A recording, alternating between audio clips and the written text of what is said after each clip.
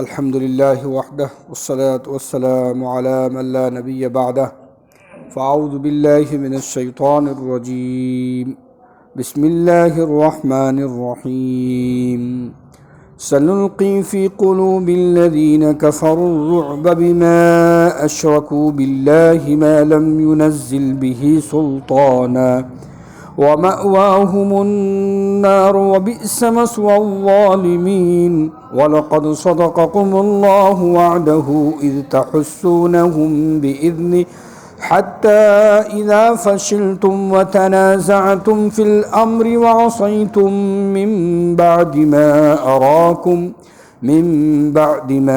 أراكم ما تحبون منكم من يريد الدنيا ومنكم من يريد الآخرة ثم صرفكم عنهم ليبتليكم ولقد عفا عنكم والله ذو فضل على المؤمنين صدق اللہ العظیم۔ میرے محترم بزرگوں، دوستوں، دینی بھائیوں، قرآن کریم کی یہ آیات کریمہ جس مضمون کو بتا رہی ہیں وہ مضمون وہی چل رہا ہے کہ جو مضمون اس سے پہلے بیان ہوا تھا۔ احد کے سلسلے میں چند باتیں آئی تھیں اور پھر میدان احد، جنگ احد میں جو صحابہ کرام کا کردار رہا اس کے بارے میں چند باتیں پھر آ رہی ہیں، لیکن ایک بات اس واقعے کو کڑی جوڑیے آپ۔ وہ کڑی کیا ہے کہ احد کا جو نقشہ تھا، شروع میں مسلمانوں کی جیت تھی اور سب بھاگ رہے تھے۔ کافر، اس زمانے کے جو کافر تھے وہ بھاگ رہے تھے، مشرکین مکہ، اور مسلمان ان کو کھدیڑ رہے تھے، اور اسی وجہ سے وہ ٹیلے والے بھی تیر انداز چند زیادہ تر چلے آئے تھے، 10 وہاں رکے تھے۔ بھاگتے ہوئے پھر نقشہ پلٹا تھا، اور اس میں پھر اللہ تعالیٰ کی طرف سے ایک آزمائش آئی تھی وہاں کہ 70 صحابہ شہید ہو گئے تھے اسی اس میں کہ پانسا پلٹ گیا تھا۔ ہار جیت جو ہے ہار میں بدل رہی تھی، بیچ میں مسلمانوں کی جو ہار میں بدلی جیت، وہ یہ ہوا کہ جو کچھ غلطیاں کوتاہیاں ہوئیں اس کو آزمائش کے طور پر اللہ تعالیٰ نے اس میدان میں دکھایا۔ پھر اس کے بعد جب سارا واقعہ ہو چکا اور امام الانبیاء کے بارے میں جو افواہ اڑی تھی کہ انتقال کر گئے، حضور شہید ہو گئے، وہ جب بات سچ نکلی کہ شہید نہیں ہوئے ہیں تو تھوڑا سا پھر جمع ہوا، صحابہ کرام کا جمع، ایک جماعت فوراً آ گئی، ادھر ادھر جو متفرق تھے، اور پھر ان کو کھدیڑا، تو آخر میں پھر جیت اللہ نے عطا فرمائی صحابہ کو۔ لیکن 70 شہید ہوئے اسی اتھل پتھل میں، اور بہت سے صحابہ زخمی تھے، کسی کا ہاتھ نہیں ہے، کسی کے پیر کٹے ہوئے ہیں، کسی کو پیٹھ پہ تیروں کے زخم ہیں، کسی کے پیٹ میں سینے پہ تیروں کے زخم ہیں، نیزے تلواروں کے زخم ہیں، یہ سب زخم لگے ہوئے تھے۔ ابو سفیان جو اس وقت سردار تھے مشرکین مکہ کے پورے لشکر کے، وہ نکل چکے تھے۔ ابو سفیان مکہ واپس جا رہے تھے تو راستے میں خیال آیا کہ ہم تو جیتی ہوئی بازی پھر چھوڑ کے چلے آئے، ہم نے چھوڑ کیسے دیا ان کو؟ وہ تو ہار گئے تھے، ان کو تو وہیں کچل دیتے، پیٹ دیتے۔ یہ خیال آیا ابو سفیان کے کہ چلو واپس چلتے ہیں، پھر ان کو زخمیوں کو ماریں۔ یہ خیال آنا تھا ابو سفیان کے دل میں، اس نے لشکر کو روکا وہیں اور کہا کہ ارے ہم بھاگ کیوں رہے، ہم ان کو چھوڑ کیوں آئے؟ وہ تو ہار چکے تھے، لیکن یہ اللہ کی طرف سے نظام تھا کہ یہ بھاگ رہا تھا مرعوب ہو کر۔ پھر یہ جب ارادہ کیا کہ چلو ہم پھر سے مدینہ والے جو وہاں احد میں موجود ہیں، زخمی ہیں، ان کو کچل ڈالے، ختم کر دے، اس قصہ تمام کر دے۔ اللہ نے فوراً پھر رعب ڈالا اس کے دل میں، ابو سفیان کے دل میں۔ کیا رعب ڈالا کہ خبردار ادھر منہ نہ کرنا، وہ زخمی شیر کی طرح ہیں، روب ڈالا، زخمی شیر کی طرح ہیں۔ ایک آدمی ابو سفیان کے لشکر نے ایک دیہاتی کو پکڑ لیا جو ادھر آ رہا تھا مدینہ کی طرف، کہا جا کر کہہ دو محمد صلی اللہ علیہ وسلم سے کہ ہم پھر آ رہے ہیں ان کو کچلنے کے لیے، ختم کرنے۔ ادھر یہی کہنا تھا کہ وحی آ گئی حضور کے پاس، جبرائیل علیہ السلام تشریف لے آئے کہ ابو سفیان یہ ارادہ کرتا ہے۔ ابو سفیان پھر سے ارادہ کر رہا ہے آپ کے زخمیوں کو سمیٹنے کا، ختم کرنے کا۔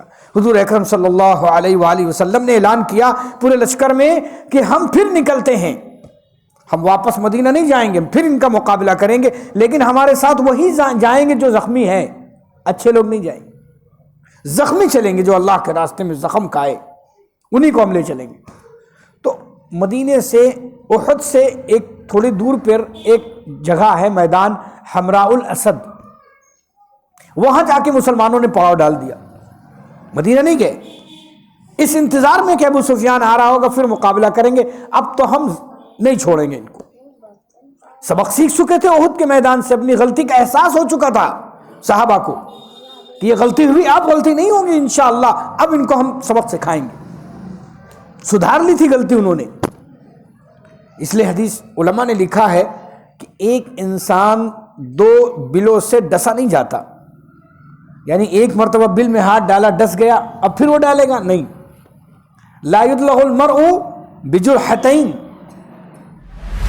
یا بحجرتین، کہ کوئی انسان جو ہے دو بلوں سے ڈسا نہیں جا سکتا، ایک بل میں ڈالے گا اس کو ہو جائے گا اندازہ وہی اب ہمارے لیے مناسب نہیں ہے کہ ہم اس میں ہاتھ ڈالیں، اس کو احساس ہو جاتا ہے۔ تو صحابہ کو احساس ہو گیا، رسول اکرم صلی اللہ علیہ وسلم چلے گئے، حمراء الاسد میں رکے، ادھر ابو سفیان، ادھر آدمی گیا ابو سفیان کے پاس، دیکھو یہ اللہ کا نظام ہوتا ہے کہ لگا خبردار اگر تم نے پھر سے مدینہ والوں پر چڑھائی کا ارادہ کیا ہے تو بدل دو، اپنی خیریت چاہتے ہو، وہ دانت پیس رہے ہیں، وہ کچل ڈالیں گے، چبا ڈالیں گے تم کو، اب وہ زخمی شیر کی طرح ہیں۔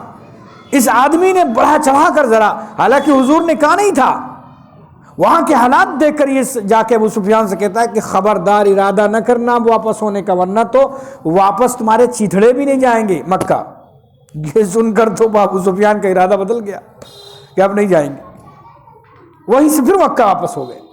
تو یہ ساری نظام اللہ رب العالمین نے روب پیدا کرنا، روب سمجھتے ہیں ایک مومن کا روب، علماء نے لکھا ہے کہ مومن کے اندر جو روب ہوتا ہے اس کے عمل کا، وہ جو ہے حضور اکرم سرور کونین نے ایک حدیث میں فرمایا کہ میرا روب دشمن پر 10 دن کی یا 100 میل کی مسافت سے وہاں پہنچ جاتا ہے، یعنی دشمن کے دل میں ڈر اور خوف، میں یہی ہوتا ہوں وہاں پہنچ جاتا ہے ڈر خوف، اللہ پہنچا دیتا ہے، اللہ پہنچا دیتا ہے، اتنا روب ایک مومن کا ہوتا ہے۔ اس لیے علماء نے لکھا اس جو آیتیں آ رہی ہیں کہ اگر مومن سچا ہے تو اسے کہیں ڈرنے کی ضرورت نہیں ہے، کسی بھی موقع پر، دن رات، باہر گھر میں، کہیں بھی ڈرنے کی ضرورت نہیں۔ کیوں؟ اللہ تعالیٰ اس مومن کے ایمان کا روب ہر مخلوق کے اندر ڈالتے، ہر مخلوق کے اندر ڈال دیتے، وہ قریب نہیں، حد تک کہ شیطان کے دل میں ڈال دیتے ہیں کہ وہ شیطان اس کے قریب۔ حضرت عمر سے شیطان کیوں بھاگتا تھا؟ روب تھا۔ یہ روب مومن کو اللہ نے عطا فرمایا، مشرک کو اللہ نے روب نہیں دیا، مشرک ہمیشہ کمزور ہوگا۔ آپ دیکھ لیں، میں ایک بات بتا رہا ہوں، یہاں ہمارے اس ملک میں مشرک کو سمجھنا بڑا آسان ہے۔ ہمارے ملک میں مشرک کہتے ہیں جو بہت سے خداؤں کے سامنے سب کچھ رکھے، بہت سے خداؤں کو مانے، اللہ کے ساتھ اس کو بھی مانے اور خداؤں کو مانے، اس کو مشرک کہتے ہیں۔ ہمارے یہاں سمجھنا آسان، کہتے ہیں جو مشرک شرک کرتا ہے ہمیشہ وہ کمزور ہوگا، وہ مضبوط نہیں ہو سکتا۔ کیوں؟ اس لیے کہ وہ جس کو خدا مان رہا ہے وہ بھی تو کمزور ہے اللہ کے مقابلے میں۔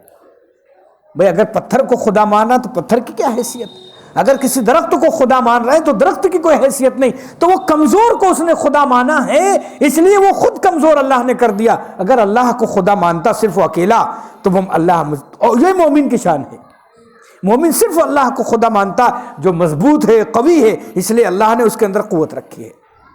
یہ بات ذہن نشین رکھیے گا۔ کی اللہ نے، اسی لیے ساری مخلوق، ایک صحابی ایک جنگل میں اپنا بنانا چاہتے تھے پورا نظام فوج کا نظام بنانا، یہ طے ہو گیا مشورے میں کہ فلاں جنگل میں فوج کا نظام کیا جائے گا، یہی چھاونی بنے گی جس کو کینٹ ایریا کہتے ہیں، کینٹ۔ لیکن یہ مشورے میں بات آئی کہ وہاں تو جنگل میں ہر طرح کے جانور بہت ہیں، سانپ، بچھو، شیر سب ہیں، تو کہاں تک جانوروں کو بھگائیں گے، کیا کریں گے؟ تو ایک صحابی کھڑے ہوئے کہا اس کو مجھ پر چھوڑ دو۔ کہا ٹھیک، مشورے میں طے ہو گئی بات۔ وہ جنگل کے کنارے پر کھڑے ہوئے کہا اے جنگل والو، اے جنگل کے جانوروں سن لو، ہم حضور اکرم سرور کونین جناب رسول اللہ صلی اللہ علیہ وسلم کے صحابی اصحاب ہیں، ہم یہاں قیام کرنا چاہتے ہیں، ہم چھاونی بنانا چاہتے ہیں، لہذا تم لوگ 2 دن میں اس جنگل کو خالی کر دو یا 3 دن میں اس جنگل کو خالی کر دو۔ کہتے ہیں یہ آواز لگانی تھی کہ سارے جانور، زمین والے، اوپر والے، سارے سانپ، بچھو، کیڑے مکوڑے، درندے سب اپنے اپنے بچوں کو منہ میں دبائے ہوئے جا رہے ہیں جنگل سے دوسرے جنگل میں۔ سارا 3 دن میں جنگل بالکل خالی منتقل ہو گئے دوسرے جنگل۔ یہ کہنا تھا، یہ تو روب تھا صحابہ کا، ایمان کا۔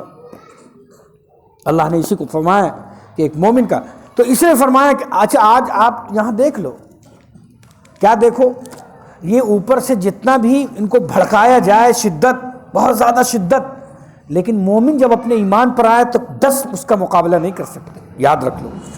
اگر سچا مومن ہے، آپ ان سے میٹھے چند بول دو، آپ کو حلوہ، بالکل آپ حلوہ کی طرح کھا جاؤ ان کو۔ ایک مثال دے رہا ہوں، اتنے ان کے اندر نرمی ہوتی، ہم سے زیادہ یہ نرم اس لیے ہوتے ہیں کہ یہ کمزور ہوتے ہیں اندر سے۔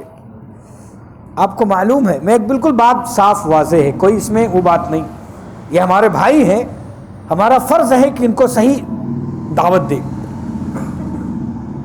آپ نے بہت سے واقعات سنے ہوں گے کہ نعرہ تکبیر لگا اور حالت خراب ہو گئی، آپ نے سنا ہوگا نا۔ اس نعرے میں اللہ نے وہ اثر رکھا ہے، تو مومن کے ذات میں کتنا اثر ہوگا۔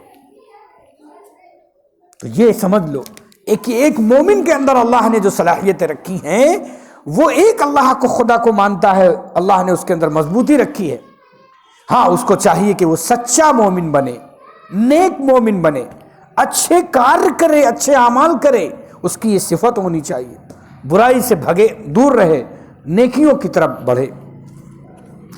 تو اللہ تعالیٰ نے ارشاد فرمایا، کیا فرمایا؟ سنلقی فی قلوب الذین کفروا الرعب، اب ہم ڈالے دیتے ہیں ان کافروں میں رعب، ہیبت، بما اشرکو، اس واسطے کہ انہوں نے شریک ٹھہرا لیا اللہ کا، ما لم ينزل به سلطانہ، جس کی کوئی سند اللہ نے آسمان سے نہیں اتاری تھی۔ یہ نہیں کہا تھا کہ تم کس کو فلاں کو ٹھہراؤ، لات کو، ہبل، عزا، منات، یہ سب ان کے نام تھے، 360 رکھے ہوئے تھے خانے کعبہ میں، ان کو مانتے تھے۔ اس کے بعد فرمایا ومأواہم النار، ان کا ٹھکانہ تو آگ ہے، وہ بھی سمسو الظالمین، اور یہ بہت ظالموں کا بہت بڑا برا ٹھکانہ ہے، ظالموں کا بہت برا ٹھکانہ ہے یہ جہنم۔ اللہ اکبر، جہنم بہت بری جگہ ہے، اللہ ہم سب کی پوری امت کی حفاظت کرے۔ دھواں جو ہے وہاں کا دھواں بھی اتنا خطرناک ہوگا کہ کچھ چھو سکے، آدمی تاب نہیں لا سکتا۔ جہنم میں کوئلہ ہو کر نکلے گا انسان، تو اب کوئلہ ہو گیا، یہاں دنیا میں کوئلہ ہو جائے، ختم دنیا، اس کا معاملہ ختم۔ جہنم میں ختم نہیں ہوگا، پھر سے اس کو دوبارہ زندہ کیا جائے گا، بار بار اسی طرح عذاب ہوگا اس کو۔ اللہ ہم سب کی پوری امت کی حفاظت فرمائے۔ اس کے بعد اللہ نے فرمایا وَلَقَدْ صَدَقَكُمُ اللَّهُ، اللہ نے سچ کر دکھایا اپنا وعدہ، تم سے جو وعدہ کیا تھا۔ کیا وعدہ؟ کہ ہم تمہیں کامیاب کریں گے، تو اللہ نے کامیاب کیا کہ جب شروع میں احد کا میدان سامنے تھا تو تم ہی تو جیت گئے تھے، تم ہی تو ان کو بھگا رہے تھے، یہ وعدہ اللہ کا سچ تھا۔ استحسونہم، جس وقت تم ان کو اللہ کے حکم سے بھگا رہے تھے، قتل کر رہے تھے، حتی اذا فشلتم، ہاں یہاں تک کہ تم کمزور ہو گئے۔ کیسے کمزور ہو گئے؟ وہ ٹیلے پہ 50 تھے، تم آپس میں اس میں لڑنے لگے کہ نہیں اب تو فتح ہو گئی، چلو چلو، تو آپس میں ٹکراؤ ہوا ٹیلے پہ، 50 تیر اندازوں میں آپس میں بحث و مباحثہ ہوا کہ نہیں فتح ہو گئی، نہیں کہا نہیں ابھی ہم یہاں سے نہیں جا سکتے، نہیں چلو، تو یہ فشل تم کمزور ہو گئے، وتنازعتم، اور تم نے معاملے میں جھگڑا کیا، جھگڑا ہوا تھا وہاں، اس کے بعد وعصیتم، اور تم نے نافرمانی کی، من بعد ما اراکم، بعد اس کے کہ ہم نے تم کو دکھا دیا، فتح دکھا دی تھی، ما تحبون، جس کو تم چاہتے تھے فتح کو، سامنے بھاگ رہے ہیں وہ غنیمت، اپنا مال چھوڑے چھوڑے بھاگ رہے ہیں، یہ ساری چیزیں تم نے دیکھی تھی، کچھ لوگوں کے دل میں تو مال کا بھی خیال آیا ہوگا کہ چلو لوٹ لو، تو یہ ساری چیزیں اللہ فرما رہا ہے۔ اس کے بعد فرما منکم من یرید الدنیا، تم میں سے بہت سے لوگ، بعض لوگ دنیا چاہتے تھے، دنیا کا مطلب خیال آیا تھا، پوری دنیا نہیں چاہتے تھے صحابہ، خیال آ گیا تھا کہ چلو اب فتح ہو گئی ہے، مال غنیمت سمیٹو، اس میں حصہ ملنا ہے، تو تم میں سے بعض دنیا چاہتے تھے اور بعض آخرت کو چاہتے تھے، تو وہ ٹیلے پر رکے رہے نبی صلی اللہ علیہ وسلم کے فرمان کے مطابق۔ یہ اس کے بعد فرمایا ثم صرفکم عنہم، پھر تم کو الٹ دیا ان پر سے، یعنی تمہارا پلہ ہلکا ہو گیا، ان کا بھاری ہو گیا، یہ ہے الٹنا۔ اور کیوں کیا ایسا؟ یہ عذاب نہیں تھا اللہ کا صحابہ پر، لیبتلیکم، تاکہ وہ تم کو آزمائے۔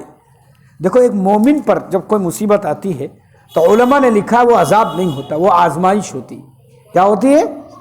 آزمائش۔ یاد رکھنا، کسی مومن پر کوئی تکلیف آئے زمین سے یا آسمان سے، جدھر سے بھی، وہ عذاب نہیں ہوگا، وہ کیا ہوگی؟ آزمائش ہوگی۔ اللہ نے اس کو خود فرمایا تاکہ وہ تم کو آزمائے۔ وَلَقَدْ عَفَا اللَّهُ وَعَفَا عَنْكُمْ، لیکن اللہ نے تحقیق کہ تم کو معاف کر دیا۔ یہ بات بہت اہم ہے۔ یہ قرآن نے 1400 سال پہلے صاف کر دی اس بات کو کہ صحابہ سے جو خطا ہوئی ہے اس زمانے میں، اللہ نے بعد میں معاف کر دی۔ اب 1400 سال کے بعد یعنی قیامت تک کسی کی ہمت نہیں ہے، کسی مسلمان، چھوٹا ہو بڑا ہو، عالم ہو مفتی ہو، کوئی بھی ہو، کسی کی مجال نہیں کہ وہ صحابہ کو کچھ کہہ سکے۔ وَلَقَدْ عَفَا عَنْكُمْ، یہ بتانا چاہتا ہے کہ اللہ نے وہی معاف کر دیا تھا ان کو جو غلطیاں۔ اب پتہ چلو اس زمانے کی غلطیاں لے کر آج ہم صحابہ کو کیا کریں؟ کسی کی ہمت نہیں، کسی کی مجال نہیں، کسی کی جرات نہیں ہو سکتی کہ ان کو کچھ کہے۔ وَلَقَدْ عَفَا عَنْكُمْ، اللہ نے تم کو معاف کر دیا ہے۔ واللہ ذو فضل علی المؤمنین، اور اللہ مومنوں پر بڑا فضل والا۔ دیکھو اذ تصعدون، تم چڑھتے جا رہے تھے، حملہ کر رہے تھے، وہ بھاگ رہے تھے نا مشرکین مکہ، اور تم چڑھتے جا رہے تھے، ولا تلوون، اور تم پیچھے پھر کر نہ دیکھتے تھے، پیچھے پھر کر کے آخر تیر انداز پیچھے سے خالد ابن ولید آ رہے ہیں، پیچھے مڑ کر دیکھ لیتے ذرا تاکہ ان کو پیچھے ہٹا دیتے تو تم بچ جاتے، تم پیچھے مڑ کر بھی نہیں والرسول یدعوکم، یہ رسول تم کو پکار رہے تھے۔ دیکھو حضور لکھا ہے یہ کہ جب یہ افواہ اڑی، جب یہ بھاگنے مسلمانوں نے دیکھا کہ ارے ہم تو پس گئے بیچ میں، تو سب بھاگنے لگے، منافقین بھی کچھ اس میں تھے جو بھگا رہے تھے، تو جب بھاگنے لے بیٹا، تو جب بھگانے لگے تو حضور اکرم صلی اللہ علیہ وسلم کی افواہ اڑی تھی کہ شہید ہو گئے آپ، تو جانتے حضور نے ان کو پکارا بھاگنے والوں کو کہ رک جاؤ، کہاں جا رہے ہو تم لوگ، ہم تو زندہ ہیں۔ لیکن اس بھگدڑ میں ایک آدمی کی پکار ہی سمجھ میں نہ آئی، حضور کی پکار، اس لیے اللہ نے فرمایا رسول تم کو پکار رہے تھے لیکن تم نے سنا نہیں، ایک صحابی آتے ہیں۔ اور وہ کا صحابی کون ہے؟ یہ صحابی ہیں حضرت عمرو ابن نافع ہیں شاید کی، عمرو ابن نافع رضی اللہ تعالی عنہ ہیں، جنہوں نے پھر کعب ابن مالک ہیں، کعب ابن مالک آئے اور ان کی آواز تیز تھی، انہوں نے جب پکارا تب لوگوں نے کہا، انہوں نے کہ اے لوگوں، اے مسلمانوں، تم اس کا خیال نہ کرو کہ حضور شہید ہو، حضور ہمارے پاس زندہ ہیں، بیٹھے ہیں، یہاں ہیں، حیات ہیں۔ اب تب ان کی آواز ذرا پہنچی کانوں میں، تب وہ جو بھاگنے والے تھے وہ واپس ہوئے حضور کی طرف۔ والرسول یدعوکم، اور رسول تمہیں پکار رہے تھے کہ لیکن تم سن نہیں رہے تھے۔ اخراکم، تمہارے پیچھے سے فاصابکم غم، پھر تم کو پہنچا ایک غم کے بدلے۔ کیا غم پہنچا؟ کہ پیچھے سے آ کر تم کو پیسنے لگے۔ ایک تو غم یہ تھا، دوسرا غم حضور کی شہادت کا، دو غم یہ پہنچے، حضور کو چوٹ بھی لگی تو یہ غم تمہیں پہنچا۔ لکئی لا تحزنوا، اللہ نے فرمایا اس کا غم نہ کرو تم، علی ما فاتکم، جو تم سے فوت ہو گئی جو چیز اس کا غم نہ کرو، ٹھیک ہے وہ نکل گیا ہاتھ سے لیکن اب تم نے سدھار کر لیا، ولا ما اصابکم، اور نہ اس پر غم کرو جو تم کو پیش آئی، واللہ خبیر بما تعملون، اور اللہ جانتا ہے، خبر رکھتا ہے جو تم کرتے تھے۔ ایک بات اور پیش آئی، کیا کہ صحابہ کو جو غم اچانک ہوا، دہشت ہوئی اور جو گھبراہٹ ہوئی، اللہ نے نیند طاری کر دی اسی میدان میں، ادھر لڑائی ہو رہی ہے، تلواروں کی چھاؤں میں ہیں، اور نیند اونگ، جیسے بہت سے لوگ دیکھو خطبے میں اونگتے ہیں نا، اور ذرا سے اونگ آئی اٹھے تو بالکل تر و تازہ ہو جاتے، اسی طرح سارے صحابہ کو، حضرت طلحہ رضی اللہ تعالیٰ عنہ کی اس طرح نیند آئی اس میدان میں کہ کئی مرتبہ تلوار گری زمین میں اٹھایا۔ جب انسان کے اوپر نیند آتی تو ہاتھ پیر چھوڑ دیتا ہے نا، دیکھا ہوگا ہاتھ میں کچھ ہے تو چھوٹ جائے، تو وہ ایسی ایک اونگ آئی، اور اللہ نے اونگ کیوں لائی؟ تاکہ ان کے اندر جو گھبراہٹ ہے، تھکاوٹ ہے، جو وہ ہے وہ سب ختم ہو جائے۔ تو سارے صحابہ کا یہ عالم تھا کہ ایک اونگ آئی، ایک نیند کا غلبہ ہوا، اور پھر وہ غلبہ ختم ہوا اور بالکل تر و تازہ ہو گئے۔ یہ اللہ کی طرف سے معجزہ تھا، حضور کا معجزہ تھا کہ نیند کا آنا۔ ہمیں کہیں انسان کا بم پھٹ جائے تو ہاں کسی کو نیند آئے؟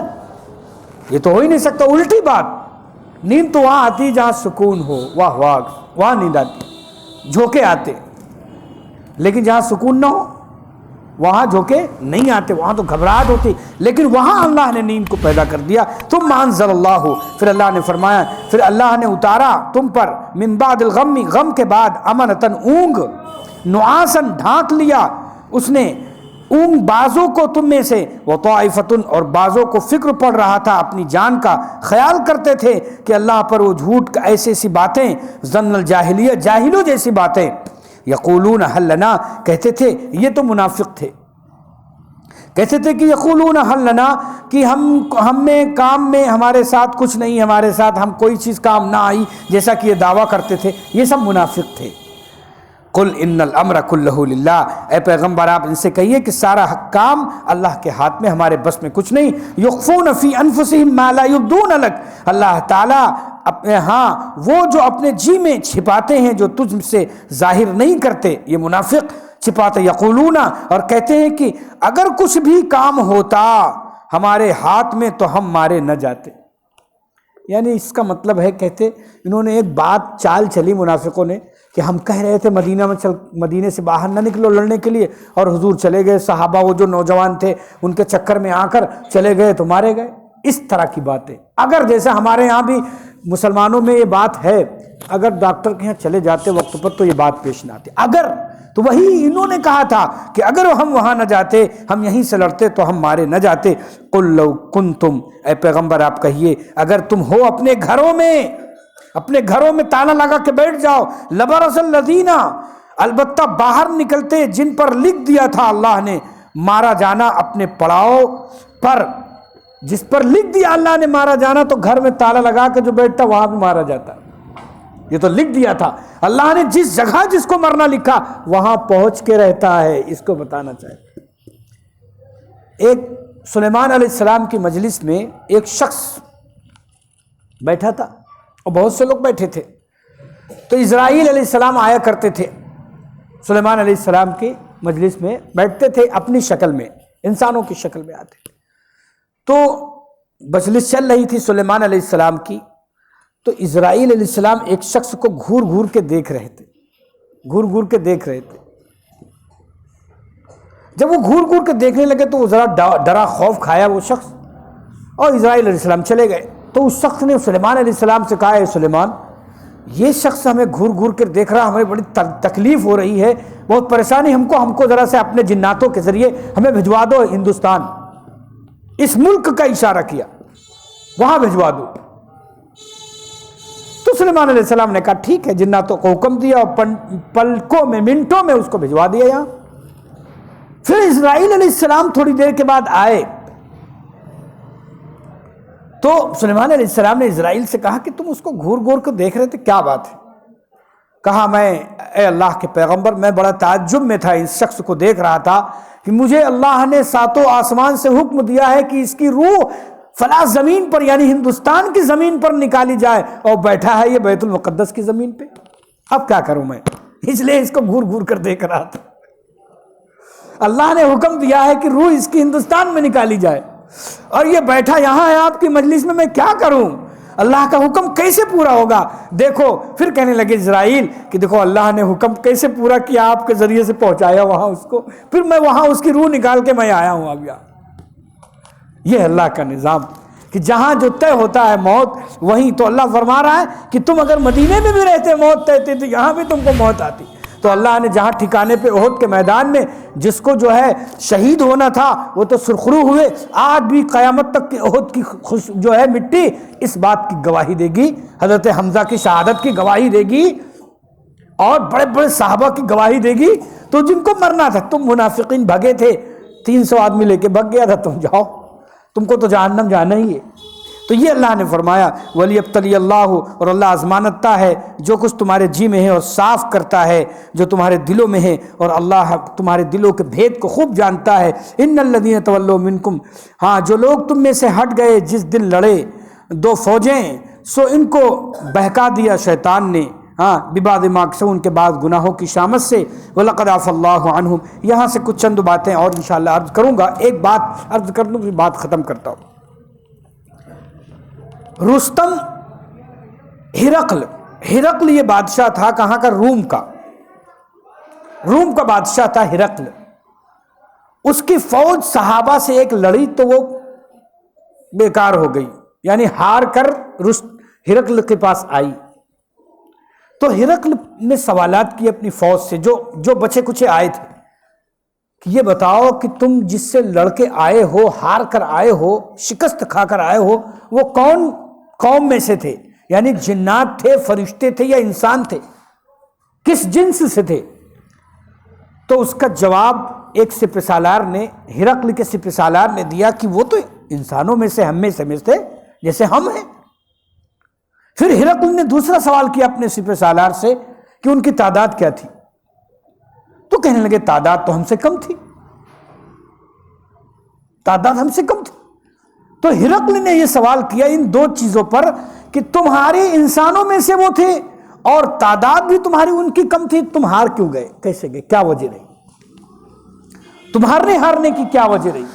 یہ رومی بادشاہ اپنی فوج کے سپہ سالار سے پوچھتا ہے، تو وہ سپہ سالار یہ کہتا ہے، بات سننے کے لائق، وہ سپہ سالار کہتا ہے کہ وہ بادشاہ سلامت وہ اس وجہ سے کم ہونے کی وجہ سے، کم تعداد میں ہونے کے ساتھ ساتھ وہ جیت گئے، اس کی وجہ یہ تھی کہ یقومون اللیل ویصومون النہار، کہا وہ رات میں اللہ کے سامنے کھڑے ہو کر عبادت کرتے ہیں، اور جب دن ہوتا ہے تو وہ روزہ رکھتے ہیں۔ ویصومون النہار، جب وہ دن ہوتا ہے تو کیا کرتے ہیں؟ روزہ رکھتے ہیں، اور وہ آپس میں وَيَتَصَافُونَ بَيْنَهُمْ، آپس میں انصاف کرتے ہیں، دن کو روزہ رکھتے ہیں، رات بھر اللہ کے سامنے کھڑے رہتے ہیں، اللہ کا شکر ادا کرتے ہیں، اور آپس میں انصاف کرتے ہیں۔ کہا یہ ان کے جیتنے کی وجہ، یہ ان کے اندر صفت تھی، اس لیے وہ جیت گئے۔ تو کہا تم ہارے کیسے؟ ہار کیوں گئے؟ کہا ہم اس لیے ہارے کہ ہم شراب پیتے ہیں، ہم زنا کرتے ہیں، ہم یہ سپہ سالار، رومی سپہ سالار کہہ رہا ہے کہ ہم یہ کرتے ہیں اس لیے ہم ہار گئے، ہم دھوکہ دیتے ہیں، ہم زنا کرتے ہیں، ہم بدکاری کرتے ہیں، اور ہم جھوٹ بولتے ہیں، اس لیے ہم ہار گئے۔ وہ اپنی کمی کو گنا رہا تھا، اور جو جیتنے والوں کی صفات کہ وہ رات بھر اللہ کے سامنے۔ تو پتہ یہ چلا کہ انسان کی جو عبادت ہوتی ہے نا، ایک بندہ جو عبادت کرتا ہے، نماز، روزہ اور قرآن، اس کا اثر ہوتا ہے سامنے والے پر، سامنے مخلوق پر۔ ہم سمجھتے ہیں کہ ہم کر کے بڑی جو ہے اتنا سب کچھ کر رہے ہیں، پتہ نہیں اس کا کیا فائدہ ہو۔ اگر کسی کا یقین میں وسوسہ ہو تو وہ سوچتا ہے کیا فائدہ؟ نہیں، فائدہ نماز، روزے اور قرآن کا فائدہ سب سے بڑا قرآن نے یہ بتایا کہ اللہ روب پیدا کر دیتا سامنے والی مخلوق۔ ایک مخلوق تو تمہیں دکھائی دیتی ہے انسان، اور ایک مخلوق کون ہے؟ جنات ہیں، اور ایک مخلوق فرشتے ہیں، اور ایک مخلوق درندے، چرندے، پرندے ہیں۔ یہ سب اس شخص سے ڈرتے ہیں جو اللہ کا محبوب بندہ ہوتا ہے۔ کہتے سانپ بھی ایک بزرگ، ایک ابھی انتقال ہوا ایک بڑے عالم کا، کہہ رہے تھے میں جا رہا تھا، کھلجھارا تھا، ایک بہت بڑا سانپ مل گیا، اس نے مجھے دوڑایا، دوڑانے کے بعد اچانک مجھے ایک آیت یاد آئی. کیا آیت؟ اس نے مجھے دوڑایا تو میں نے وہ آیت تلک حدود اللہ فلا تعتدوها، یہ آیت میں نے پڑھی اور کھینچ دیا لکیر. تلک حدود اللہ کا مطلب یہ اللہ کی حد ہے، اس سے آگے نہ نکلنا، قرآن میں آیا. جب میں نے یہ آیت پڑھی اور کھینچ دیا تو سانپ وہاں آ کر رک گیا، اس سے آگے نہیں آیا، ڈر گیا. اللہ نے رعب پیدا کر دیا. تو میرے دوستو عزیزو، اللہ نے قرآن کے ذریعے قرآن والوں میں، ایمان والوں میں، مومنین میں، محنت کرنے والوں میں، دینداروں میں اللہ نے رعب پیدا کیا. ساری کائنات اس سے ڈرے گی جو بندہ اللہ سے ڈرے گا، اور جو دنیا سے ڈرے گا، اللہ سے نہیں ڈرے گا، تو پھر وہ ڈر تو جو ڈرا وہ مرا. اس لیے ہمیں عبادت کی کثرت کرنی چاہیے، اچھے اعمال، نیک اعمال کرنے چاہیے. آج کے قرآن کا سبق، آج کا درس کا خلاصہ یہی ہے کہ ہم اللہ کے محبوب بن جائیں. ساری دنیا ہماری ہے، ساری دنیا ہمیں محبت کرنے لگے گی اگر ہم اللہ کے محبوب بن جائیں. اللہ تعالی ہم سب کو عمل کرنے کی توفیق عطا فرما. دعا کر لیں. الحمدللہ رب العالمین، یا اول الاولین، یا آخر الاخرین، یا ذی القوۃ المتین، یا ارحم الراحمین. اے اللہ ہمارے گناہوں کو معاف فرما، اے اللہ ہماری خطاؤں کو معاف فرما، اے اللہ نفس و شیطان کے دھوکوں سے ہم سب کی پوری امت کی حفاظت فرما، اے اللہ پورے عالم اسلام کی حفاظت فرما. اے میرے مالک، میرے آقا، جو بیمار ہیں ان کو شفا عطا فرما، جو پریشان حال ہیں ان کی پریشانی کو دور فرما. اے اللہ جو کہا سنا گیا عمل کی توفیق نصیب فرما. سبحان ربک رب العزت عما یصفون، وسلام علی المرسلین، والحمد للہ رب العالمین.